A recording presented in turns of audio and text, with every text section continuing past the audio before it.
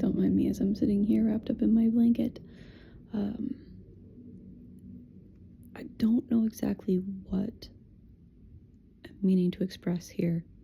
Mostly just that the purpose of our physical incarnation is expression. To express joy, to express sorrow, to express grief, to express wonder and curiosity. We feel all of these things. We have access to all of these moments and tools and capacities and sensations. And that's the purpose. To influence and be influenced by the environment. So yesterday I went for a walk. I brought my little ultralight resistance band to just kind of get my my shoulders and wrists some love as I was moving. Went to the park that's 4 or 5 blocks away from my house, and felt myself really drawn to the volleyball sand area that was kind of damp from snow melt and maybe some rain earlier in the day. And yeah, I just really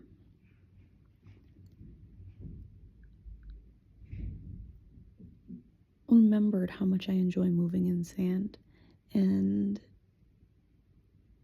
I had my headphones in. I was listening to my current season playlist, and there were people doing stuff. There were people playing basketball. There were people cooking out. There were people taking their dogs for walks, taking their kids for walks.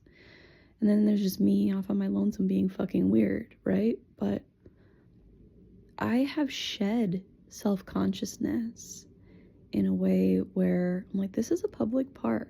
This isn't my neighborhood. My tax dollars go to support the maintenance of this space, and I'm grateful it's here, and I'm grateful there are others bringing their energy and enjoying the beautiful, it's February in Minnesota and it was 50 degrees and sunny. That's absurd. So we received the blessing and all of the joy of it, and the invitation to be outside of ourselves or deeper inside our experiences, but not cooped away in our homes.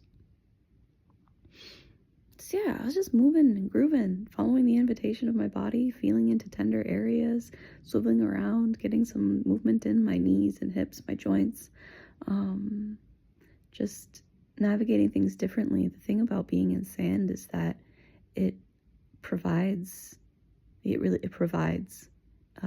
especially if you have any issues with your joints or anything like that. It's just a different sensation, and one that's particularly curative for me with the old patterns in my body that I am shifting. But yeah, so I had a bunch of fun in the sand, and then I wandered up the hill, and I danced on the hilltop, and the sun was just, it was, I understood what is meant by sun salutation. If you've done yoga, there are a bunch of sun salutations, and it's this series of movements. But you can greet the sun or honor the sun or meet the sun in any number of ways. Mine was kind of dancing around on this hilltop, twirling, practicing kicks. It's like, it doesn't matter how it looks. If people look at you and they're like, "Ooh, what is that?" Whatever, that's them. They don't have a sense for the magnificent expression of joy and movement that is being embodied. Like, I'm not trying to look like anything. I'm not trying anything. I'm following. I'm receiving insight and impulse and moving it through, and I'm in deep connection with my tissues. I am in deep trust with my body.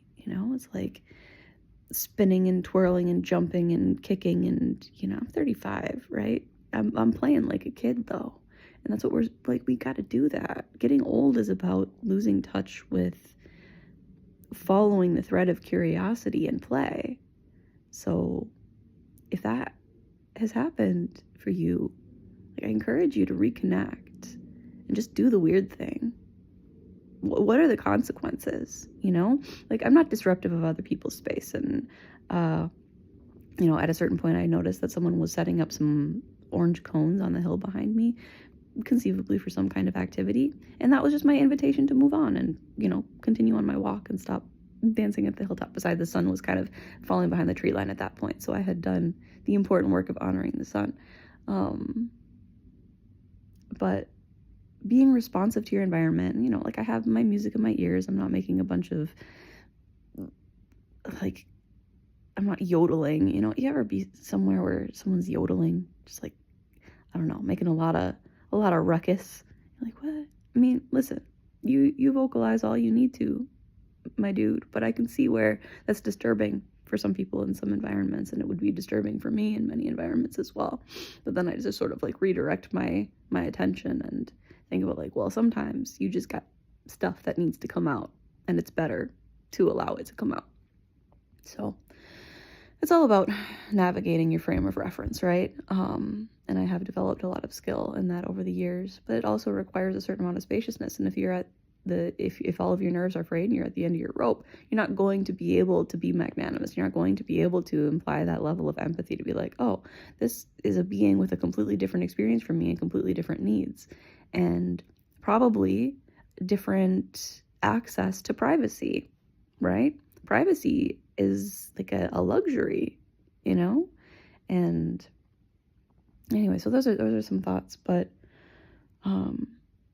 yeah, the theme of yesterday was very much just being so grateful to my body and grateful to myself as the operator, right? But to see how much capacity I have to express joy, and that even if I look weird or whatever, it's like, because I remember being younger and, like, even as early as, middle school dances, and thinking, like, the whole point of dancing is to look sexy, right? Like, so stupid, so bad, so dumb. Like, not my fault. Obviously not my fault. Just, like, that was the conditioning, though. It's like, oh, you gotta shake your ass and, like, look, you gotta get down, It's like, you gotta get down, but it doesn't have to be sexy. Like, I don't owe anyone sex appeal. And genuinely, I'm at the point in my life where I don't want someone to be I'm wearing, like, a huge baggy sweatshirt, so it's like, because I'm a nicely shaped person, but no one knows. When I go out, no one knows. I'm in huge oversized stuff. I got a hat on, I got my hood up. Like, people don't know anything about what I look like unless they get close enough, right? Or unless I get really sweaty and remove my protective outer layer, and they're like, oh shit. Well, never mind. I mean, maybe not. Maybe, everyone has their own thing. This haircut could be powerfully repulsive to a lot of people, but, like, powerfully attractive to others. So none of that is why I do it. I like quick showers and quick drying hair, I was kind of thinking about, like, other things to do with the hair, but blah, blah, blah. Anyway, yeah, it's like for so much of my life, I let how my behavior might conceivably, hypothetically impact others and what thoughts they might have about me as a result. I let that prevent me from having a genuine experience. And that's why I was miserable, right? So now, it's just like, my experience isn't about anyone else's perception. My experience is about the joy that I have in the present moment. And that's it. And awareness that I'm sharing space with others. So, it's the piece of, like, not being, because it's not a look at me Stanley thing. I'm not there to be perceived. I'm there to enjoy the space. I'm there to bring my energy and receive energy. And I really think that anything that's at or approaching my level, just in terms of capacity for presence and joy, and a little belief in magic and love for movement, like, seeing someone like me out there just doing it really amateurishly, really. I mean, there are certain movements I'm just like, ooh, I can't get my hip up there right now. Like it's not an axis that I'm accustomed to training. So I'm like, oh damn, that's really good. It's really good to observe and be curious about and notice and be like, okay, so this is a plane of movement that I want to incorporate more of, so it doesn't feel so stiff and crotchety and it's not clicking when I put my leg up in that direction, you know? But for people who have these values, for people who have these bents and these desires, just witnessing that there is someone in their community who like gives few enough fucks to just do the damn thing, like that can be powerfully inspiring. It can be powerfully motivating.